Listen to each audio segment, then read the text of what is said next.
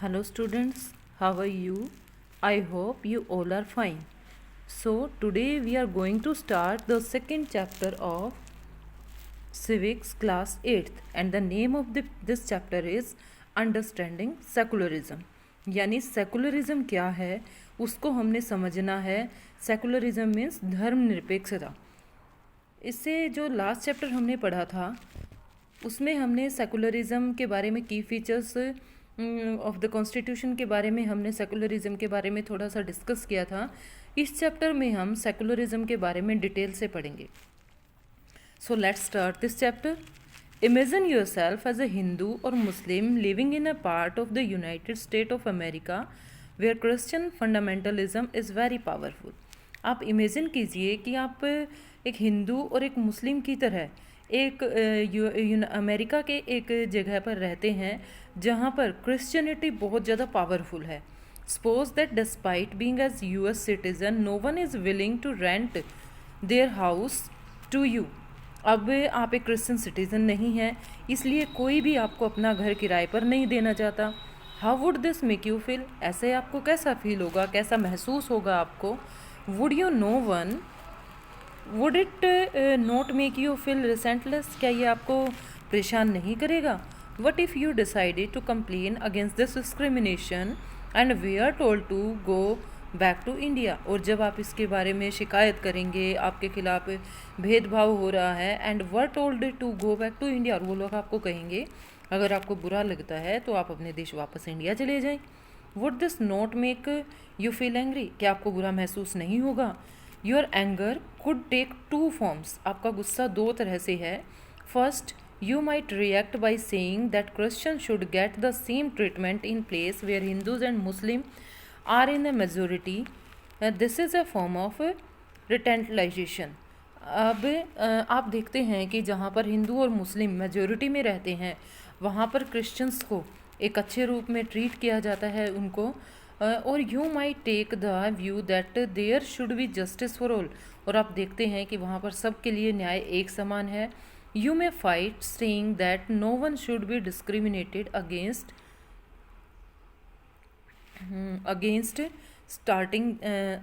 stating that no one should be discriminating against on ground of their religious practices and beliefs. अब आप को महसूस होगा कि वहाँ पर ऐसे देश में आपको किसी भी धर्म जाति के आधार पर आपको बिल्कुल भी परेशान नहीं किया जाता, किसी भी तरह का आपके साथ भेदभाव नहीं होता है.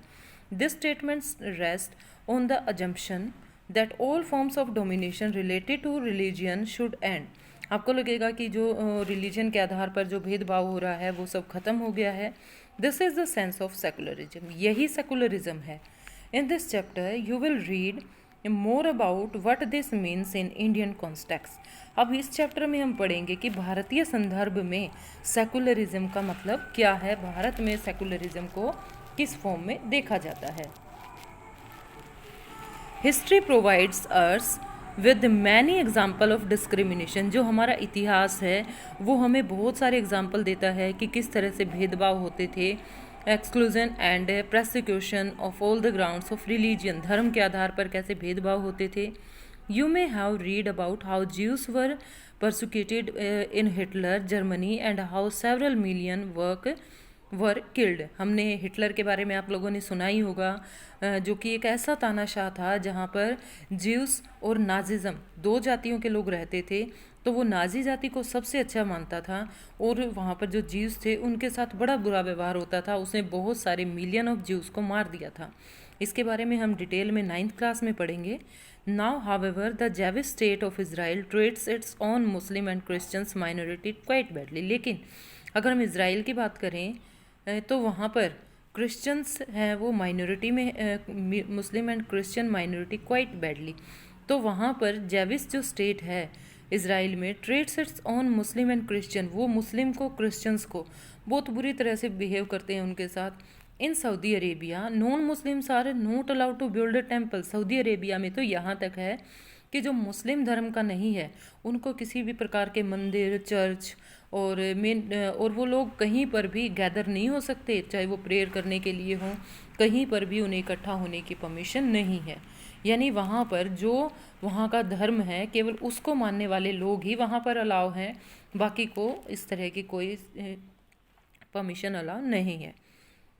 In all of the above example, ऊपर वाले एग्जाम्पल्स में हमने देखा members of one religious community either prosecute or discriminate against members of other religious communities, कि धर्म के आधार पर एक कम्युनिटी दूसरी कम्युनिटी को डिस्क्रिमिनेट करती है, उसके साथ भेदभाव करती है।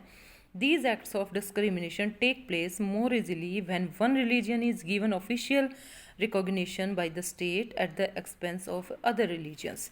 ऐसा तब बहुत ज़्यादा होता है जब किसी एक धर्म को राष्ट्रीय धर्म बना दिया जाता है, सरकार के द्वारा मान्यता मिल जाती है, तो वो बाकी धर्मों के साथ बुरा व्यवहार करता है। इसका एग्जाम्पल हम हमारे पड़ोसी देश श्रीलंका के साथ ले सकते हैं। Clearly no one would wish to be discriminate against because of religion और डोमिनेटेड बाय अनदर रिलीजियन। ऐसा नहीं होना चाहिए कि किसी के भी साथ धर्म जाति के आधार पर भेदभाव हो। In India can the state discriminate against a citizen on the grounds of the religion, क्या भारत में भी लोगों के साथ जाति धर्म के आधार पर कोई भेदभाव होता है? तो अब हम यहाँ पर देखेंगे व्हाट इज सेकुलरिज्म, धर्मनिरपेक्षता क्या है। सेकुलरिज्म को हम देखेंगे। साइड में आपको एक पिक्चर दिखाई दे रही है, वहाँ पर चर्च भी हैं, मंदिर भी हैं, गिरजाघर भी हैं, हर चीज़ मुस्लिम्स के भी हैं। सभी 3 बच्चे भी आपको दिखाई दे रहे हैं, ये तीनों अलग अलग धर्म से हैं, लेकिन सभी एक जगह पर ही सभी चीज़ों को बनाया गया है। सभी बच्चे अलग अलग धर्मों के हैं, लेकिन फिर भी वो मिलकर खेल रहे हैं। This is the true sense of secularism. और ये सारी चीज़ें हमें केवल इंडिया में देखने को मिलती हैं।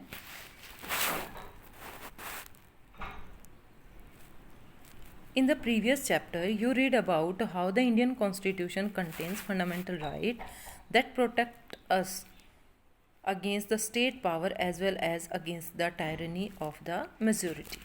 पिछले चैप्टर में हमने पढ़ा कि किस प्रकार से इंडियन कॉन्स्टिट्यूशन है वो हमें फंडामेंटल राइट्स देता है, जो फंडामेंटल राइट्स हमें स्टेट की पावर से बचाते हैं, ताकि उसका मिसयूज़ अगर सरकार करे तो हम अपने फंडामेंटल राइट्स का यूज़ कर सके, और सरकार की तानाशाही से बचाती है। The Indian constitution allows individual the freedom to live by their religious beliefs and practices as their interpret these. अब हमारा भारतीय कॉन्स्टिट्यूशन हमें ये सब प्रदान करता है कि हम अपने अपने धर्म के आधार पर अपने धर्म को मान सके, उसके आधार पर पूजा पद्धति को आगे बढ़ा सके। कोई भी हमें ऐसा करने से रोक नहीं सकता।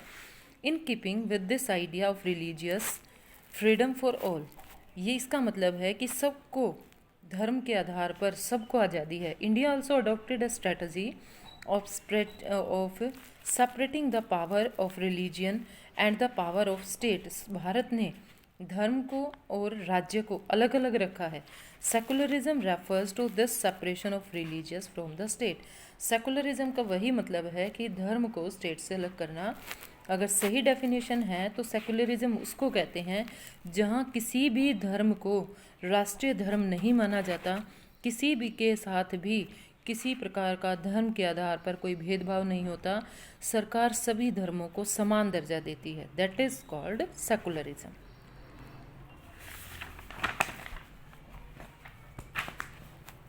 Why it is important to separate religion for the state?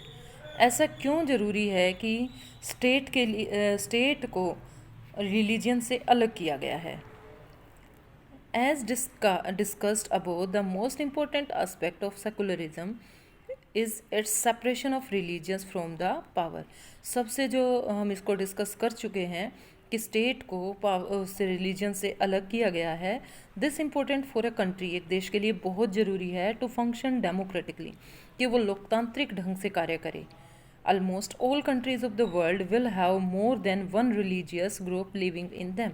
हम सभी जानते हैं कि विश्व के कोई भी देश ऐसा नहीं बसा है जिसमें केवल एक ही धर्म के लोग रहते हो। अलग अलग धर्मों के लोग साथ मिलकर रहते हैं। Within these religious group, then will most likely be one group that is in a majority.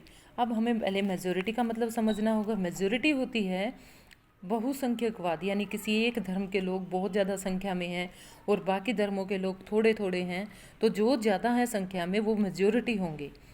If the majority religious group has assess the state power, then could quite easily use this power and financial resource discriminate against the persecute person of other religions। तो क्या होगा, अगर majority state पे अपने power का use करे और state तो वो किसी लोगों को डिस्क्रिमिनेट कर सकता है और उन पावर्स को अपने लिए वो यूज़ कर सकता है। This tyranny of the majority could result in the discrimination, coercion and times even of killing of religious minority. उस कई बार क्या होता है, जो माइनॉरिटीज़ में लोग होते हैं उनको बहुत ज़्यादा दिक्कत होती है इससे। The majority could quite easily prevent minorities from practising their religions. अब जो मेजोरिटी होती है वो ऐसे समय में जो माइनॉरिटी में जो लोग होते हैं उनको अपने धर्म के आधार पर पूजा पद्धति करने से रोक भी सकती है। As from the domination based on religion is a violation of the rights of the democratic society guaranteed to each and even citizen irrespective of their religion। तो जो इस तरह का जो स्टेट होता है जहाँ पर डेमोक्रेटिक सोसाइटी होती है वो गारंटी लेती है कि वो धर्म के आधार पर किसी के साथ भेदभाव नहीं होने देंगे। Therefore the tyranny of the majority and the violation of fundamental rights that can result is one reason why it is important to separate the state and the religion in a democratic society। तो ऐसा करना बहुत ज़रूरी है कि state को religion से अलग कर दिया जाए ताकि लोगों को किसी तरह की कोई प्रॉब्लम ना हो। अब अनदर रीज़न है that is the important and separate religions from the state in democratic society is because. अब दूसरा रीज़न क्या कहता है, because we also need to protect the freedom of individual. हम सभी चाहते हैं कि भारत में जितने भी नागरिक हैं उनकी जो फ्रीडम है उनको बरकरार रखा जाए, उन्हें किसी प्रकार की कोई परेशानी ना हो to exit from the religion, embrace another religions or have to freedom to interpret religious teachings differently. अब कोई भी व्यक्ति है वो अपनी मर्ज़ी से कोई भी धर्म अपना सकता है, ज़रूरी नहीं है कि वो जिस धर्म का है केवल उसी के अकॉर्डिंग वो पूजा पद्धति करे। उसकी मर्ज़ी है ऐसे स्टेट में, सेकुलर स्टेट में, कि वो कोई भी धर्म को अपनी मर्ज़ी से अपना सकता है। कोई उसको फोर्स नहीं कर सकता कि इसको ये धर्म छोड़ना है, ये धर्म उसने अपनाना है।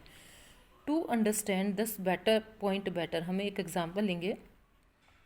Late us take the practice of untouchability. Untouchability होता है छुआछूत, यानी ये नीची जाति का अगर मैंने इसको छू दिया तो मैं भी अछूत हो जाऊंगा। इस तरह की सोच पहले बहुत ज़्यादा थी। You might feel that you dislike this practice within Hinduism and therefore you want to try to reform it. आपको ये बुरा लगता है और आप इसे को सुधारना चाहते हो, Hinduism, that therefore you want to try and reform it. However if state power were in the hands of those Hindus. अगर आप चाहते हो कि हिंदुइज़्म से आपको अनटचेबिलिटी को दूर करना है, लेकिन जो स्टेट पावर है उसमें बहुत ज़्यादा हिंदूज़ हैं हु सपोर्ट अनटचेबिलिटी, और वो अनटचेबिलिटी को सपोर्ट करते हैं, देन डू यू थिंक, तो आप क्या सोचते हैं, that would have an easy task to try this change this. क्या ये एक आसान काम है कि आप उसको चेंज कर सकते हैं। Even if you were A part of dominant religious group, अगर आप उस डोमिनेंट रिलीजियस ग्रुप का पार्ट हैं, you might face a lot resistance from fellow members of your community. तो आपको बहुत ज़्यादा उसमें दिक्कत आने वाली है। These members who have control of state power, ऐसे मेंबर जो स्टेट की पावर को कंट्रोल करते हैं, जो सरकार में हैं, might say that there is only one interpretation of Hinduism that you do not have the freedom to interpret this differently. तो वो आपको ये कहेंगे कि आपको कोई अधिकार नहीं है कि आप इस तरह का बर्ताव वहाँ पर करें। यहाँ पर फिर से आपको वही पिक्चर दिख रही होगी, अलग अलग धर्म हैं, धर्मों के बच्चे हैं, सभी गले मिल रहे हैं, अलग अलग पूजा पद्धति ऊपर हमको दिखाई दे रही है। तो ये लोग किस तरह से साथ मिलकर अपनी सारी चीज़ों को मनाते हैं। I hope this video is clear to you. If you like this video, please like, comment, share and subscribe my channel. Thank you. Now we will meet in the next video with the other part of this chapter.